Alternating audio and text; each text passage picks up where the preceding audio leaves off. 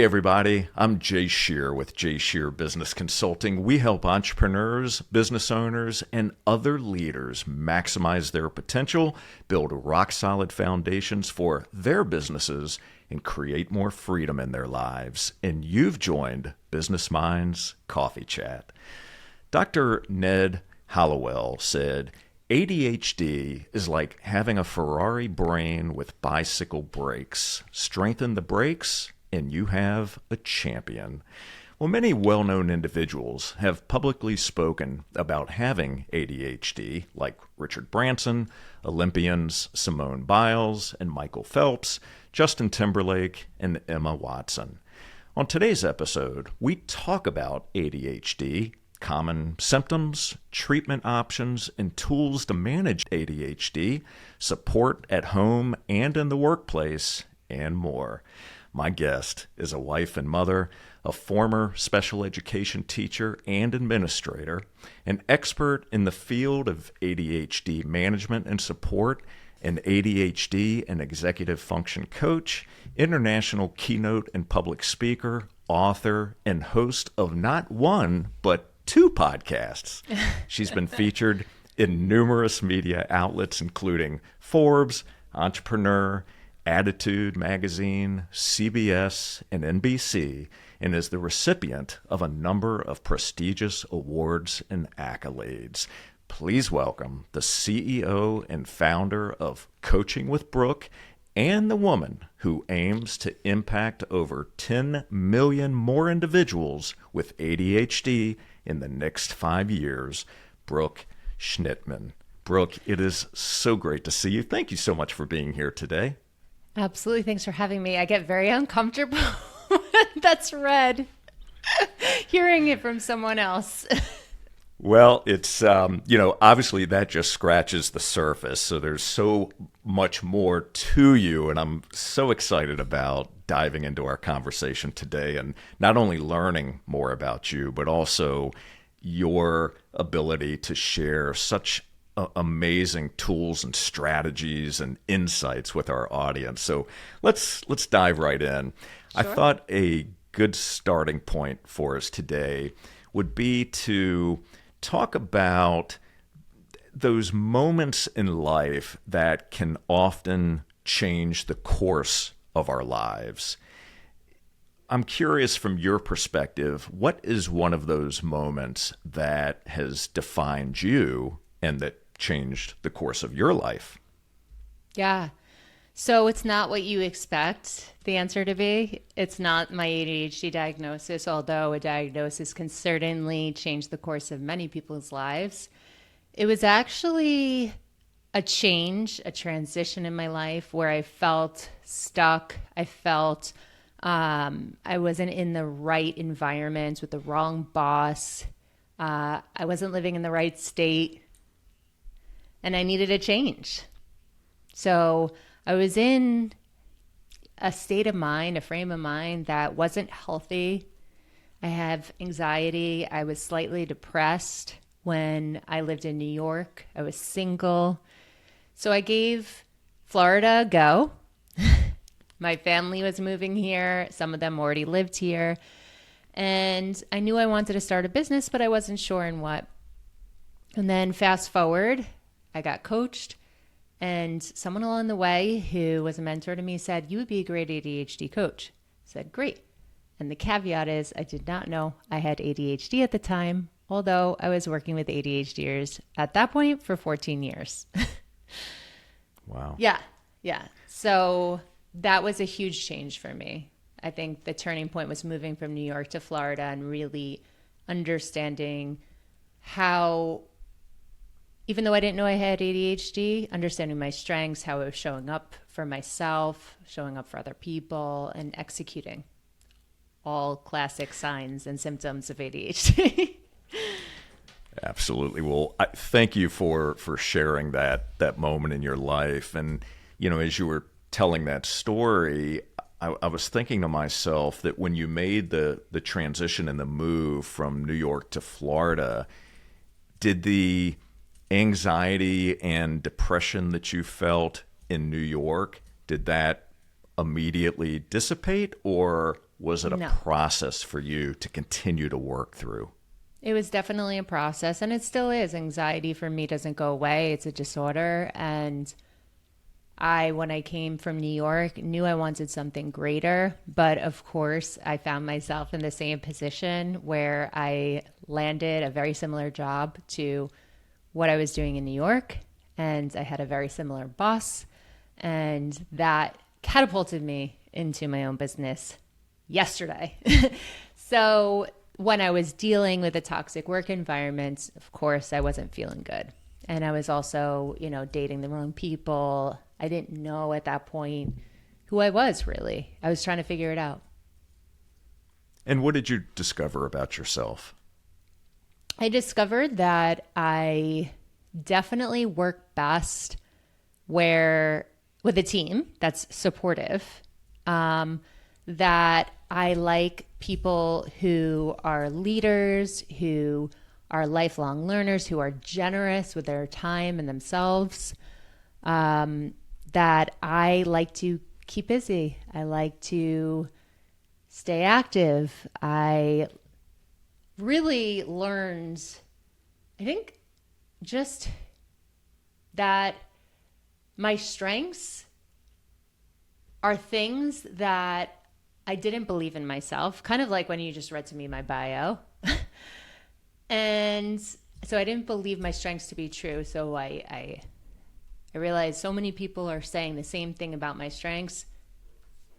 It's got to be true somehow. And I thought I had a lot more weaknesses than were given. So I just learned about who I was and what kind of partner I really wanted. I manifested it instead of just dating and seeing what happens. I wrote down exactly what I was looking for in a partner. And I know it sounds cliche, but the person showed up. So I don't think it's cliche at all. I think when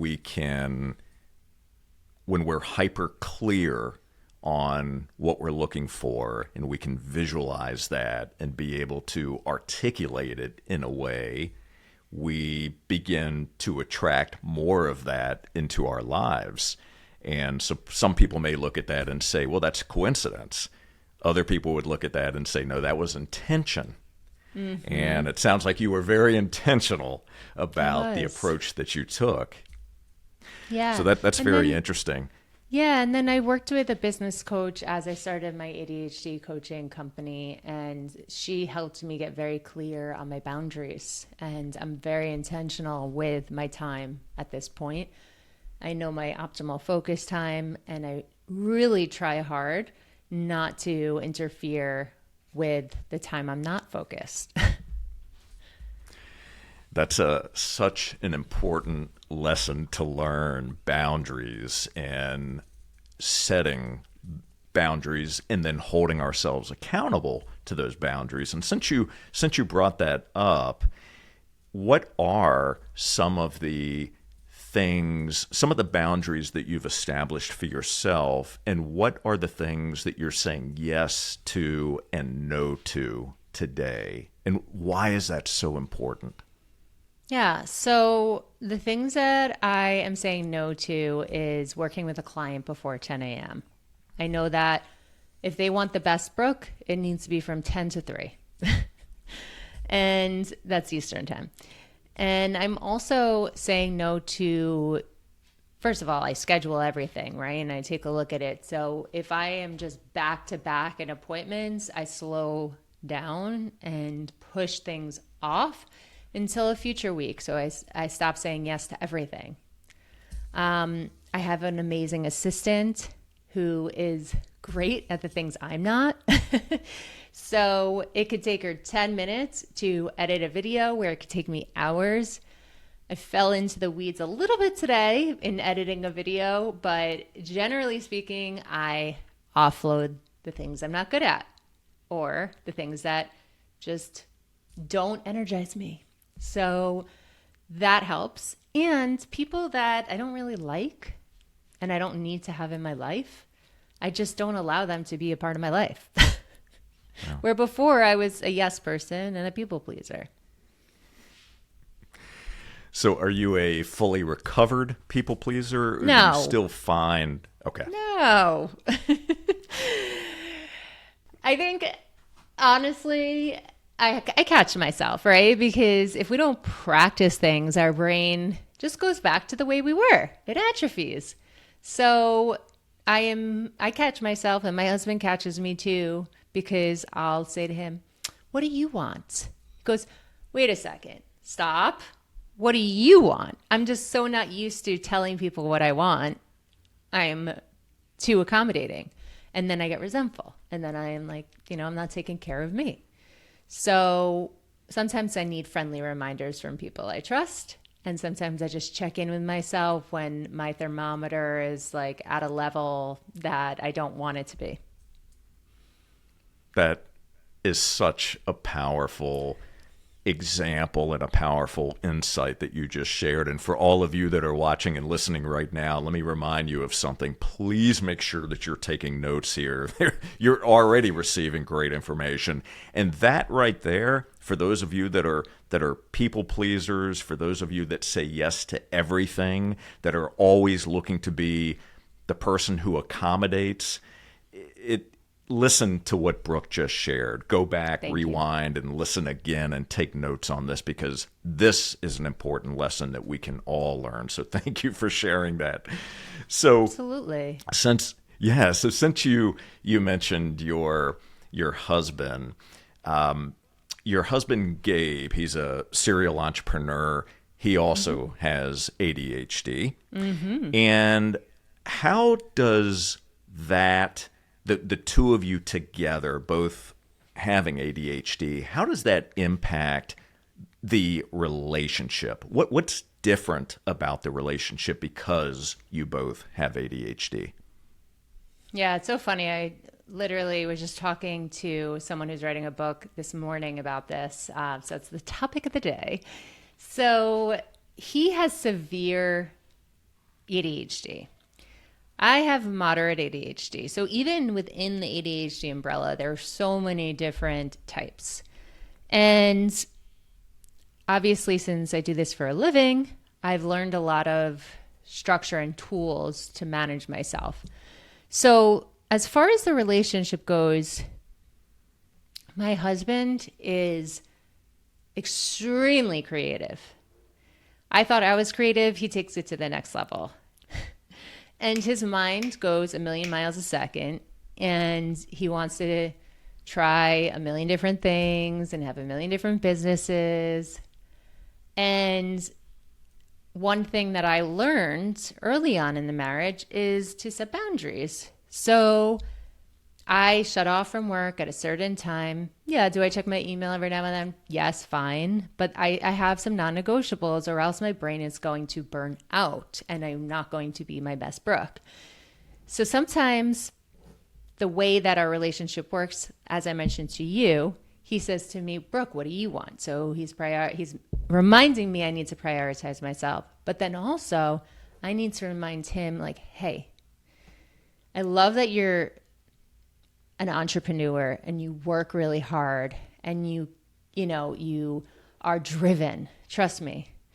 But at the same time, if that means that I don't get enough of you, I don't want to compromise that. So can we figure out some time where we actually spend quality time together, And when he's focused on new things, then that's where I see that a little bit more. So I remind him about work-life balance, and he reminds me about being assertive. I love that. Yeah. I love that. So when, in the example you gave where he's very creative and has developed multiple businesses, do you find that when you're highly interested in something and you're working on developing it, is there a point where you just get bored with it and need to move on to something else? I don't want to say chase the next shiny object. That's not the right term to use. But is there kind of that tipping point where it's like, okay, I've done that. I've been able to express my creativity there. Now I need to go do the next thing. Absolutely. Absolutely. So ADHDers are huge hobby jumpers. And I don't think there's anything wrong with that as long as you know, like it's not going to disrupt things. So basically, if you make a commitment that you are going to, let's say for sports, finish out a sports season on a tennis team. I play a tennis team, right? But then 80% through this tennis season, I say to my coach, peace, I'm going to play some basketball now. Like, you can't do that, right? So there are some commitments that you got to make. And we run into that with my stepson, who both stepsons have ADHD, but one of them is just always on to the next thing. So I think it's the same thing with adults who have ADHD, getting really clear on your intention of why you're doing something and just give it a second and sit on it before you jump into it. If you can, I know it's hard because we can be very impulsive, and when we're excited about something, we need to jump into it. But what I've learned as an entrepreneur is that the more I say yes to things, the more I'm saying no to the things that I've set my goals on and I prioritized. So there you have it. I don't know if I answered your question, but you did, and that's a perfect response, and I appreciate you doing that. So let's talk about what ADHD is and what it isn't. I'd like to, if we can take it to as basic a level as possible so we can make it understandable for a broad range of business leaders, entrepreneurs, and others who are just interested in learning. So walk us through what it is and what it isn't. And I've heard you talk about 3 categories of ADHD before and kind of the symptoms of each, but keep it basic and then help us understand what it is and isn't. Sure. So you mentioned Ned Hollowell. I actually had him on my podcast 2 days ago, and he writes on ADHD 2.0 that there is something that was coined by someone else, and he uses it. It's called VAST, Variable Attention Symptomatic something. And we know that society today is fast-paced. Social media, shorts, everything is quick.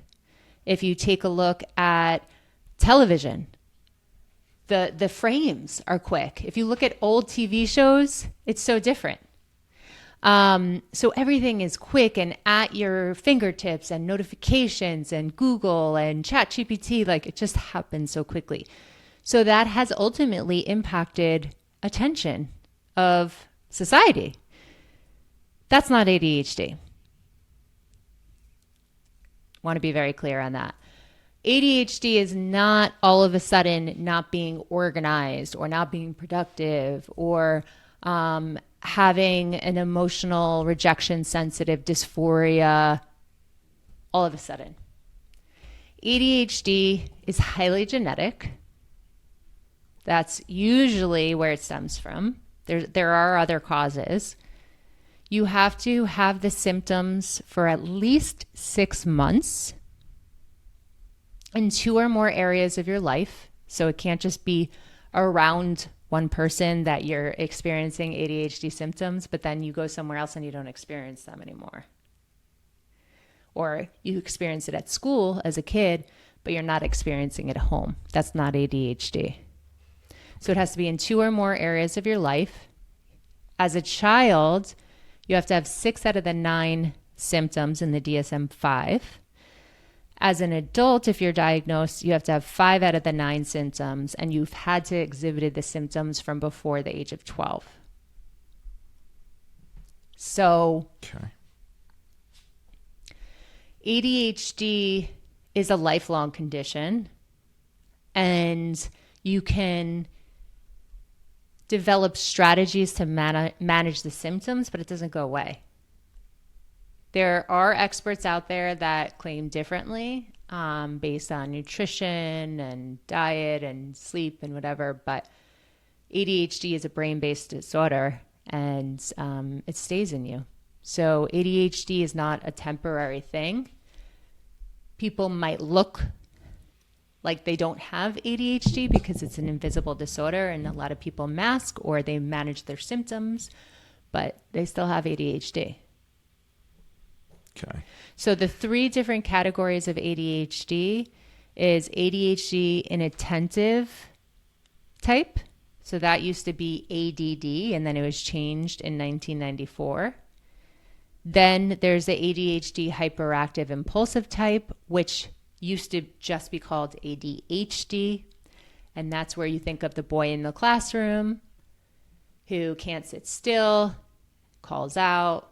That's usually there's more boys with ADHD than girls.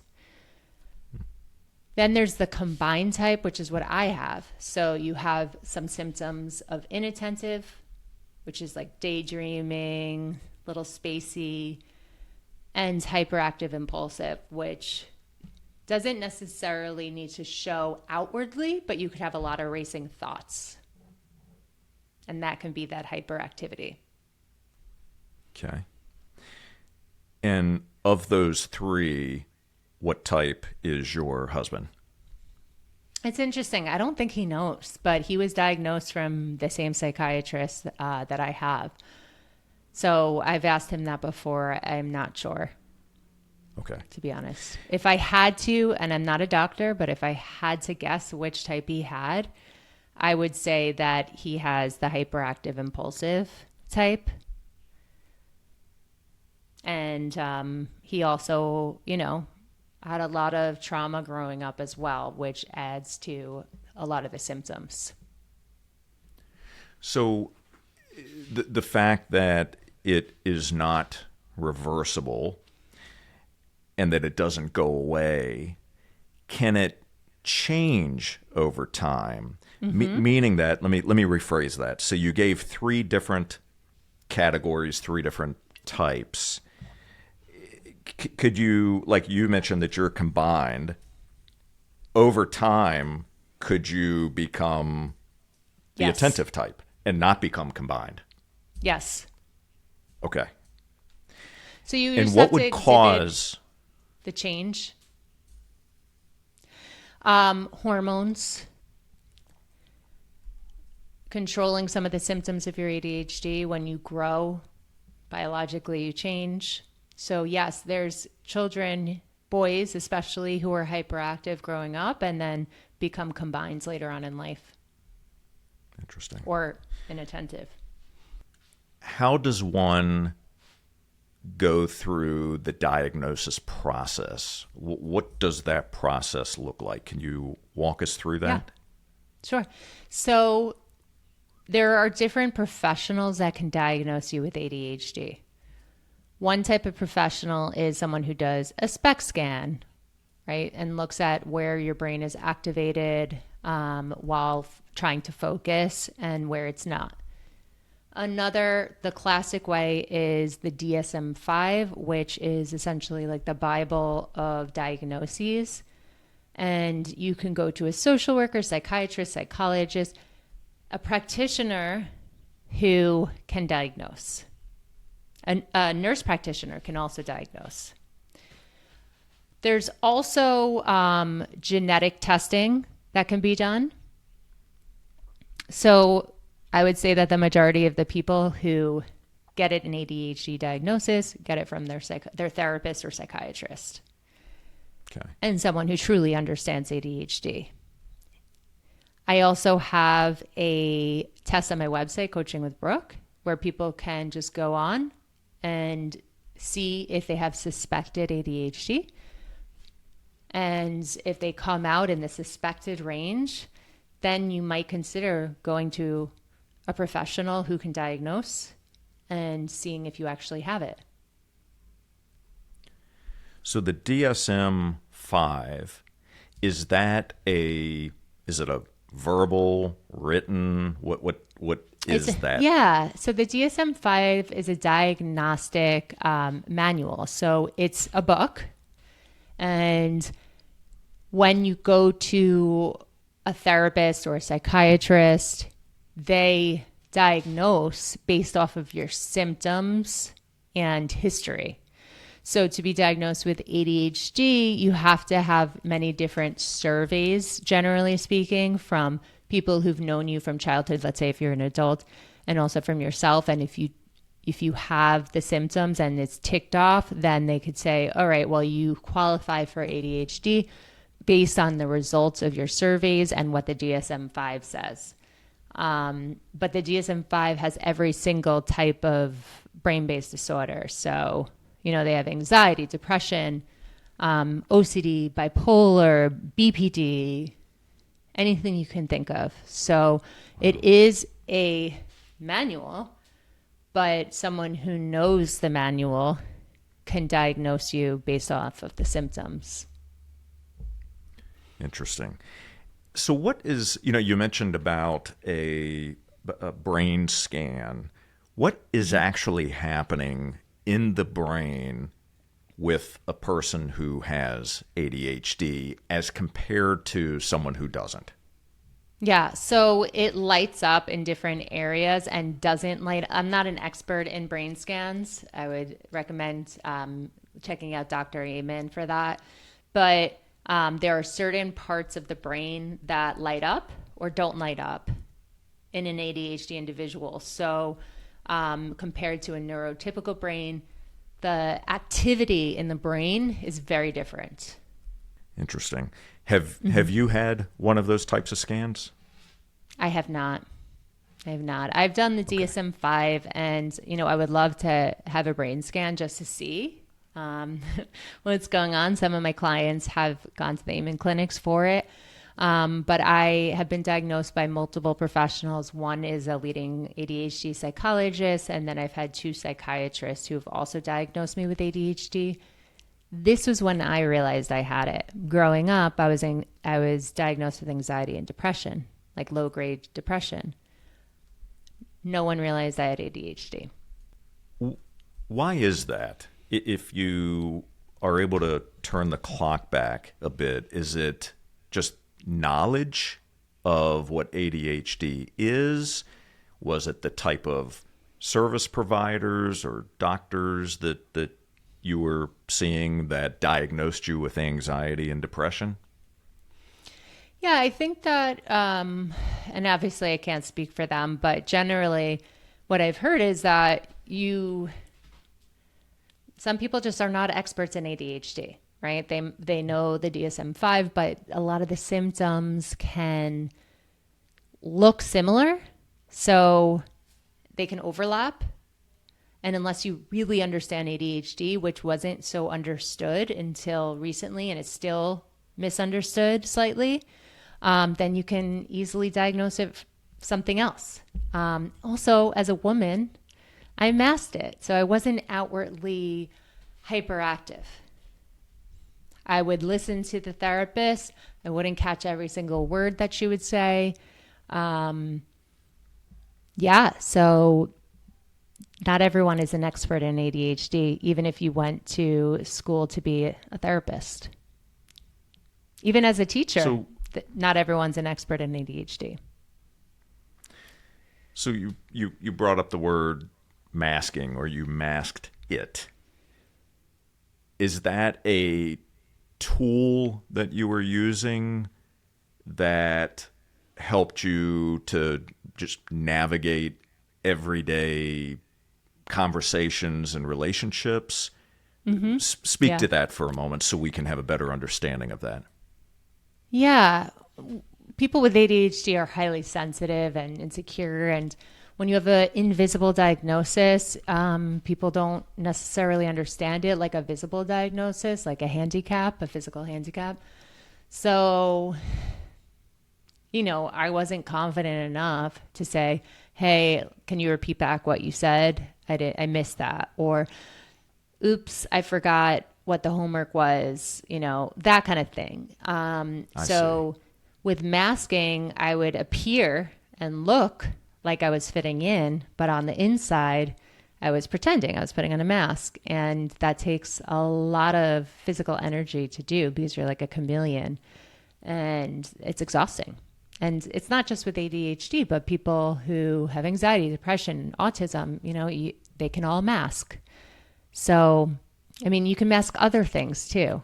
It's basically just Sure. pretending to be a certain way when you're not.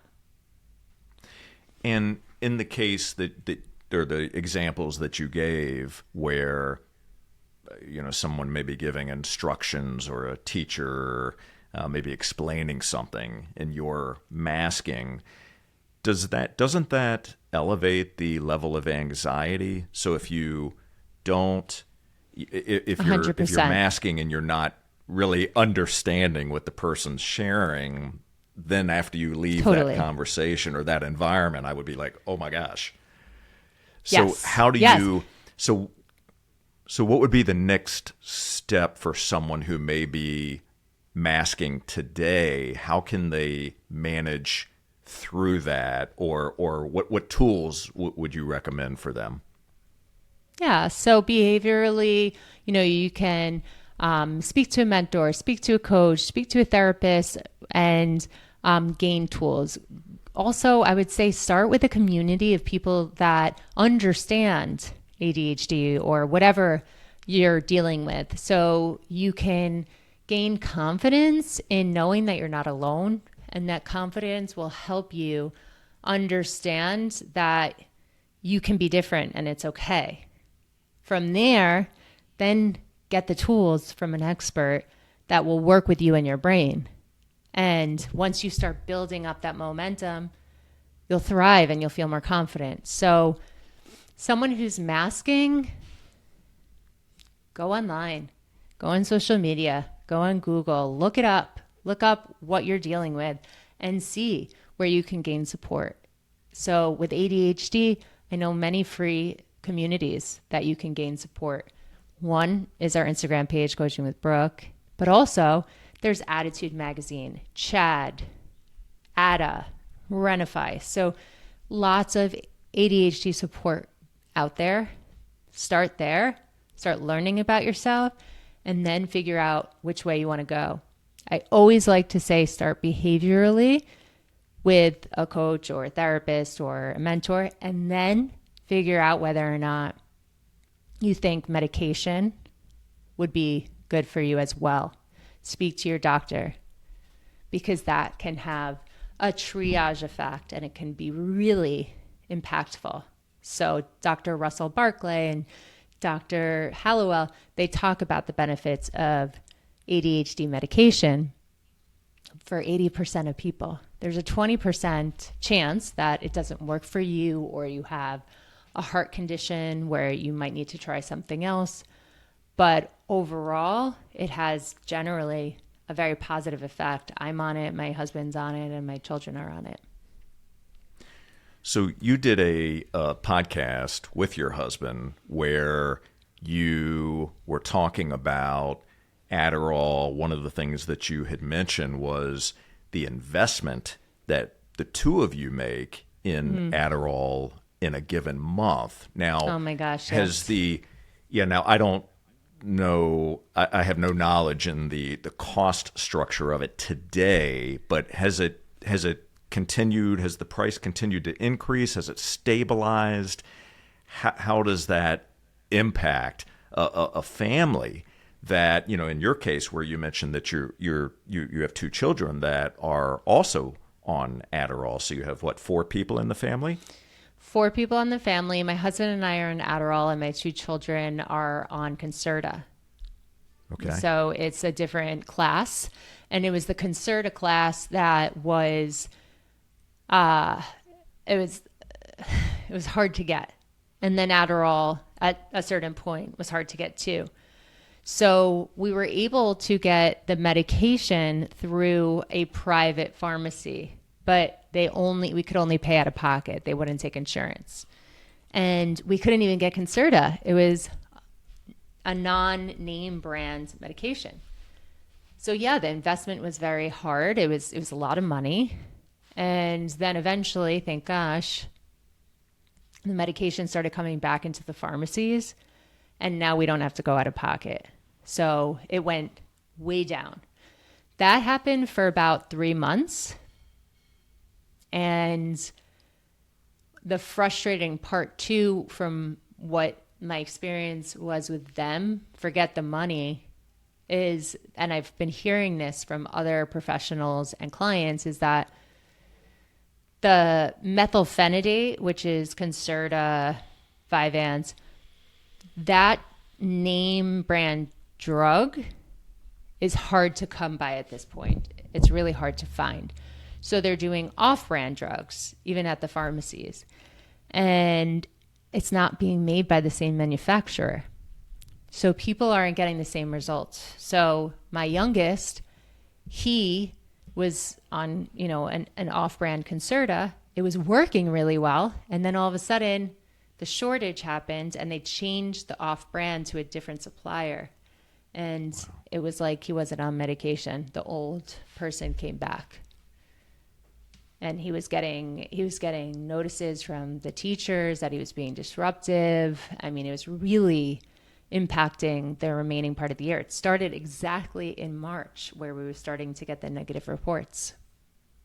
So when someone is on a medication for ADHD, do they have to be monitored over a period of time by a licensed, by a doctor and a professional? Yes, they do. So in the beginning, until it's stabilized, you're likely going to see your doctor more until you get to a dose and a prescription that makes sense for you. After that point, you can meet with your licensed practitioner or doctor every 3 months, depending on what they say. With the shortage, it's a lot more controlled. So before, doctors could order in 3 months of a prescription and you could just go in monthly and get your dose without calling the doctor. Now you have to call in every month and get your prescription since it's a controlled substance. So for those that are watching and listening right now, Brooke, who may not have ADHD themselves, but they have someone in the workplace who does or maybe is suspected of or has certain symptoms of ADHD, how can those individuals who don't have it, how can they create a supportive environment for those who do? And quite frankly, this could be in the workplace or at home. What can we do? I think in general, ask the person what works for you. What are your strengths? What are your weaknesses? How do you work best? What are your optimal focus times? Are you a visual learner, auditory, kinesthetic? How can I help you with, during meetings? Does it need to be recorded? Do I need to, do you want to take out a notepad and write notes? Do we need an agenda? Those kind of things. I mean, things that are human, right? You just work with the person's learning style. So I don't think there's much more to it with neurodiversity, because even if I have ADHD and you have ADHD, it presents differently. So just ask, how do you work best? Beautiful. I love how you said that. Just be human.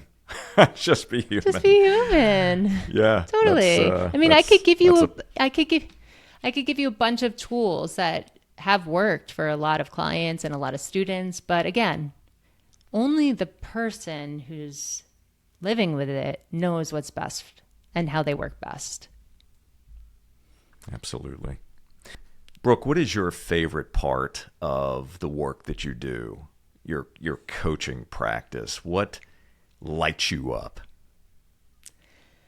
Just people feeling like they're not alone and finally feeling confident for the first time. I think with ADHD, we have such high standards for ourselves that we don't put this pressure on other people, just us. So breaking that down, peeling those onion layers, and knowing that we don't need to have an all or nothing mentality. It doesn't need to be perfect. Let's treat ourselves like we would treat other people and be real. So I love when people can become aware of themselves and how they're treating themselves and treat themselves better. And also learn tools that actually work for them and then sustain those tools. Beautiful.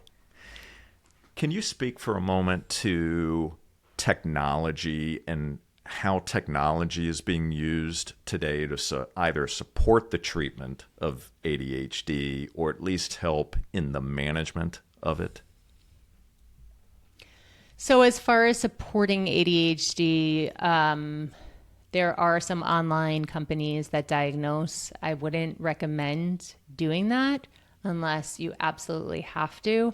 I would go to a person who has a physical space.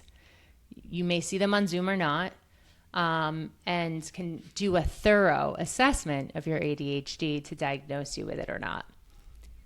And a thorough assessment is at least 90 minutes. It's not like this 30-minute in and out. Okay, you have some of the symptoms, maybe you don't.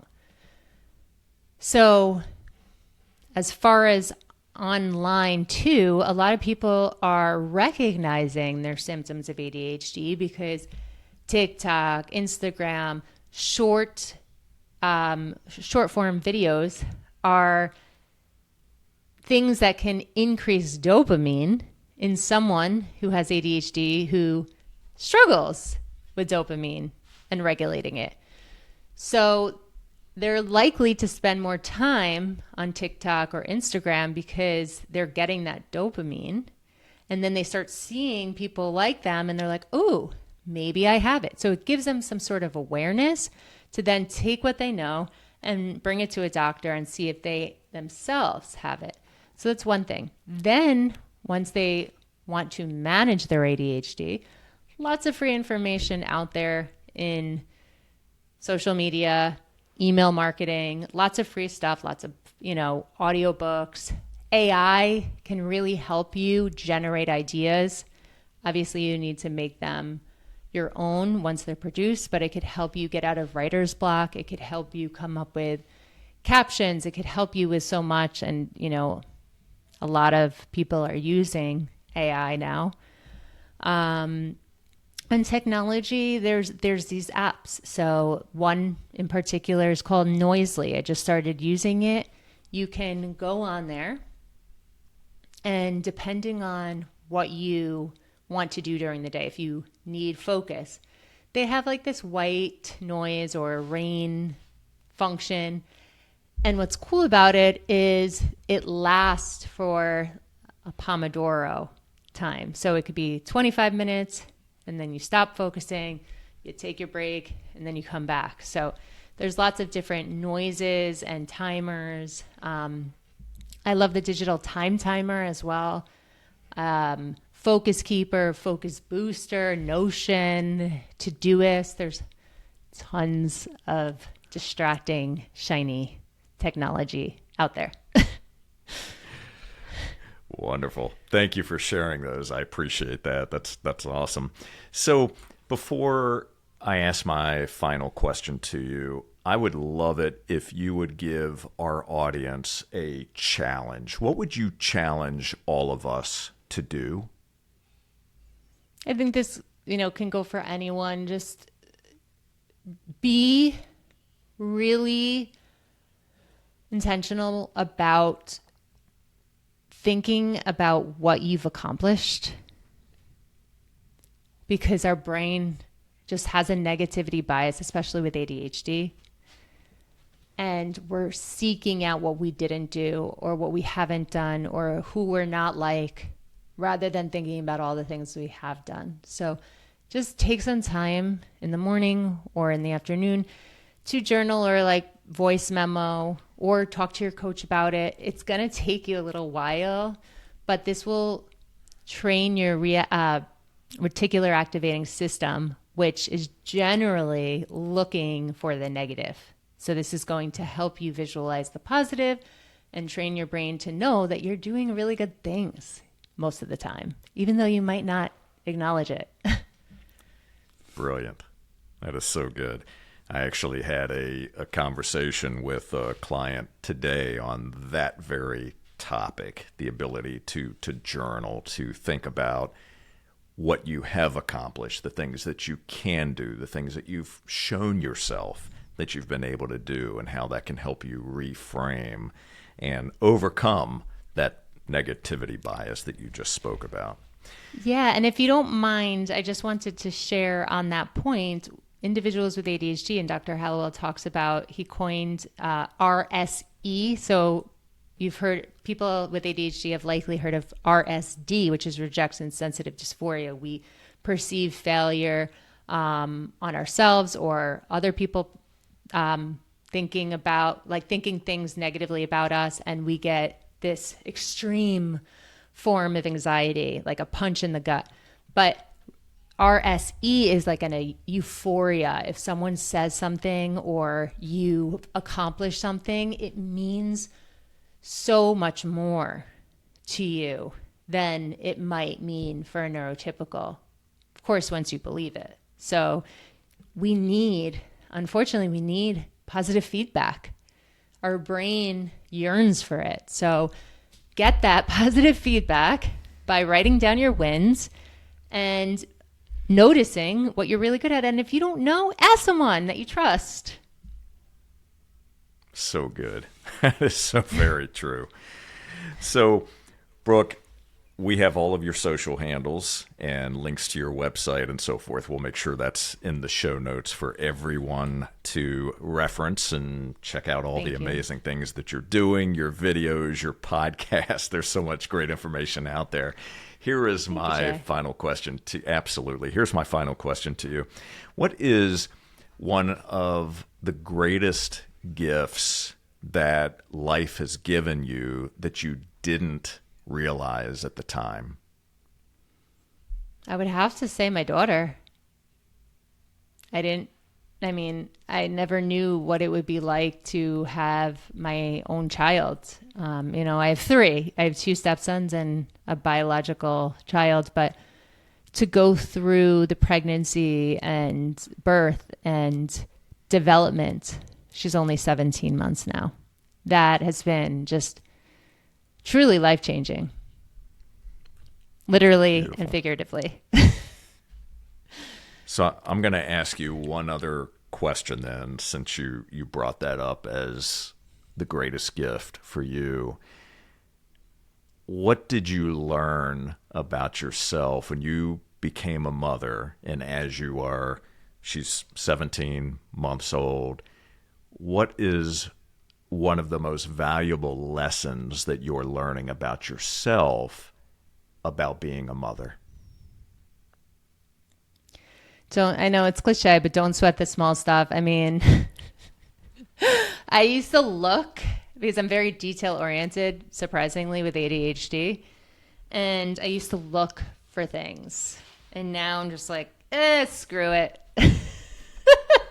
There's more important things to worry about right now. So true. Don't sweat the small stuff. I love that. So, Brooke, I want to thank you so very much for joining us today on Business Minds Coffee Chat. I am so grateful for you. I'm grateful for the conversation. Thank you for sharing your insights, sharing part of your story, helping to pull the curtain back on ADHD, what we all need to know, why it's important, and how we can become just better human beings. So thank you so much. Thank you, Jay. And it's amazing to share the message, and hopefully this impacts one of the 10 millions that our vision is. I know it will. And for all of you, thank you so very much for watching and listening. And I do have a quick favor. Would you please take a moment to subscribe, rate, and leave a review on Apple Podcasts? As a matter of fact, while you're doing that, check the links in this podcast and do exactly the same thing for Brooke with her podcast.